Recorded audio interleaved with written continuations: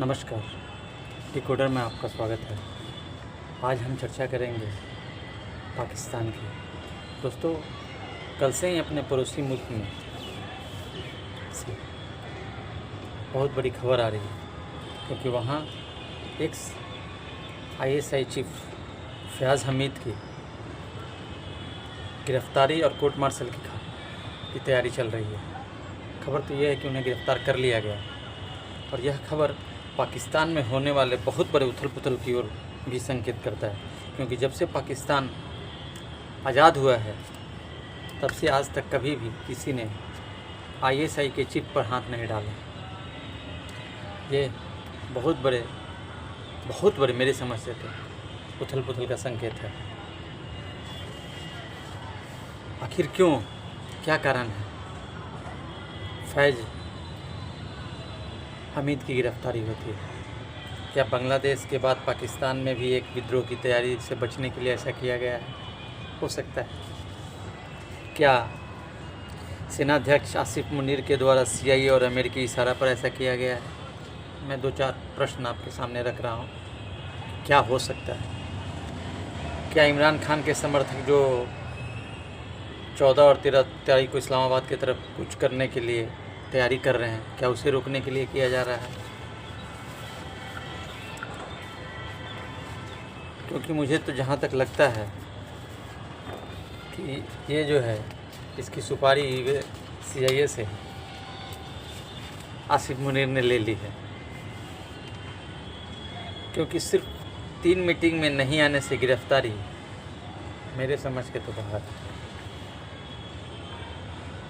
हालांकि पाकिस्तानी सेना के प्रोपेगेंडा विंग के inter service public relation ISPR ने अपने बयान में कहा कि फैज़ अहमद की गिरफ्तारी पाकिस्तान के सर्वोच्च न्यायालय के आदेश पर की जा रही है।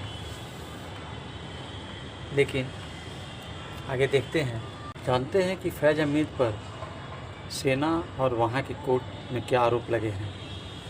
वर्ष 2023 नवंबर महीने में टॉप सिटी नाम की एक निजी आवास योजना के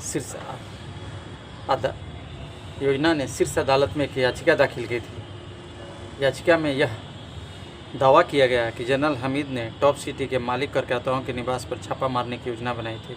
याचिका में यह भी आरोप लगाया गया पाकिस्तान रेंजर्स और ISI के अधिकारियों ने वर्ष 2017 के मई महीने में कथित आतंकवाद के मामले पर टॉप सिटी परिसर में छापा मारा, और आरोप लगाया कि इसके बाद ISI के अधिकारी सोने, हीरे, आभूषण समेत कई कीमती सामान ले गए। हालांकि बाद में यह भी कहा गया कि याचिकाकर्ता ने बताया कि 400 तोला सोना और नकद के अलावा कुछ सामान लौटा दिया गया। फिर मार्च 2024, समय याद करने वाली, मार्च 2024 में पाकिस्तान के पूर्व आंतरिक मंत्री राना सनाउल्लाह ने कहा कि पूर्व ISI चीफ और उनके भाई के खिलाफ कथित भ्रष्टाचार के आरोप के तहत जांच जारी है। सेना के पूर्व ISI और सत्ता के दुरुपयोग के आरोपों की जांच के लिए सेना द्वारा एक समिति का गठन किया गया है।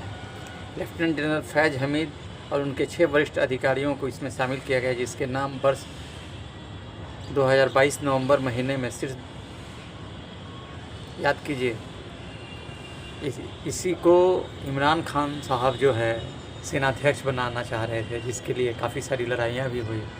आज इमरान खान जहाँ पहुँचे हैं उसमें इस शख्स का भी बहुत बड़ा हाथ है, और इमरान खान के जेल जाने के बाद जितने आंदोलन हुए, इसके सूत्रधार इन्हीं को माना जाता है।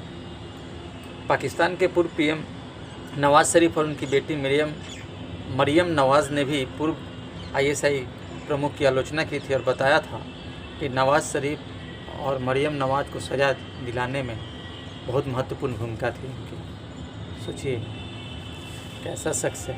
इस शख्स की यही भूमिका नहीं है। भारत में जितने भी उस समय में आतंकवादी हमले हुए, उड़ी से लेकर पुलवामा तक, सब में शामिल था। और वो कहते हैं ना कि जैसी जिसकी नीयत होती है, भगवान उसको वैसा ही सजा देता है। और ये आप गांठ बांध लीजिए, बाहर आने वाला नहीं है, क्योंकि इसके पीछे अमेरिका पड़ा हुआ है। आसिफ मुनीर तो अपना सब कुछ करके CIA के साथ और अपना जो भी है वो बच निकलेगा, और निकल ही रहा।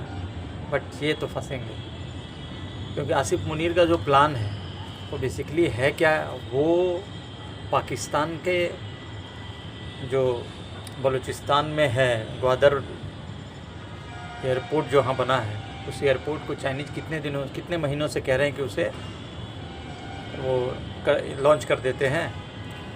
इन्होंने साफ तौर पे मना कर दिया है, और खबरें तो ये भी आ रही है कि वो जो इन्होंने एयरपोर्ट बनाया है, जो एयरबेस बनाया है, उसको CIA और USA की आर्मी इस्तेमाल भी शुरू कर दिया है। खैर आगे देख न्यूज़ आएगी, इंतज़ार करते हैं। परंतु खबर जो है यही है, आसिफ मुनीर काफ़ी डरा हुआ है, क्योंकि अगर इधर चाइना का प्रोजेक्ट जाता है और US का फंडिंग, US तो केवल US का नियम ही है कि वो इस्तेमाल करके छोड़ देते हैं और चले जाते हैं, परंतु अमेरिका का जो फंडा है, जो चाइनीज़ फंडा है, वो तो सब कुछ लेते हैं। लेबर भी ले जाएंगे, लेबर भी लेंगे, अपना सारा काम करेंगे, और प्लस जो पैसे देते हैं वो सूद समेत वापस भी ले जाते हैं। तो यहाँ मुझे जहाँ तक लगता है कि चाइना जो है फैज़ हमीद को सपोर्ट कर रहा था, इसी कारण से इसे अंदर डाला गया है, और ये आने वाला नहीं है। हो सकता है परसों का जो आंदोलन है, क्योंकि इसकी एक और ख़ासियत है, यह तालिबान, तहरीके तालिबान और पाक तालिबान, इसके अलावा पश्तूनों में काफ़ी पॉपुलर है और काफ़ी ज़्यादा घुल मिल के काम भी किया है इन्होंने। और इनके ऐसा कहा जाता है कि इसी प्लानिंग से ये जो है तालिबान 2 इतना सिक्योर होके तालिबान में एंट्री किया था। और TPK जो है उसमें भी इसकी पहुंच बहुत ज़्यादा है, और इसके गिरफ़्तारी के बाद देखिए धीरे धीरे जो है पाकिस्तान में तो वैसे ही हमले हो रहे हैं, लेकिन कल के बाद हमले काफ़ी बढ़े हैं। और तो बलूचिस्तान में आज रसद पहुंचाने वाले सेना की गाड़ियों पर भी काफ़िलों पे काफ़ी बड़ा हमला हुआ। पता चला है कि कई सैनिक मारे गए हैं।